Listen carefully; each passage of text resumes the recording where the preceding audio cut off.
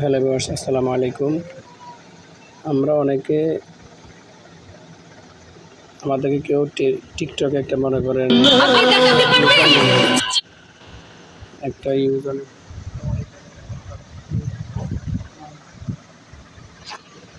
User name দিবে, যে user নামটা দিয়ে বলবে টিকটকে দাও, ইউজার নামটা দিয়ে বলবে যে আপনি আমার এই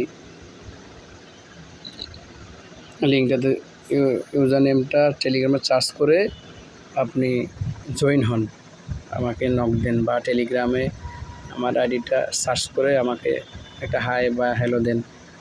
সেটা আমরা অনেকে জানি না, সেটা সম্পর্কে আজকে ভিডিওটা। এখন আমি আপনাকে দেখাবো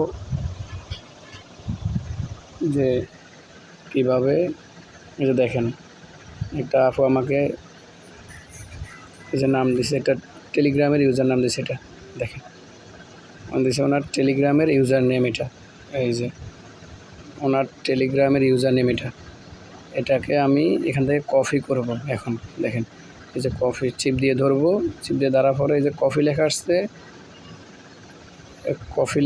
এই কপি দেখছেন, এই কপি এখন কপি করবো। আমি কপি করলাম, কপি করার পর তো আমি ডাইরেক্ট আমার কী করলাম, আমার টেলিগ্রাম অ্যাপসে চলে আসছি। এই টেলিগ্রাম অ্যাপসে আসার পরে আমি এই যে সার্চ অপশন আছে, দেখেন এই যে সার্চ অপশন আছে, সার্চ অপশনে আমি এখন সেটা পোস্ট করব।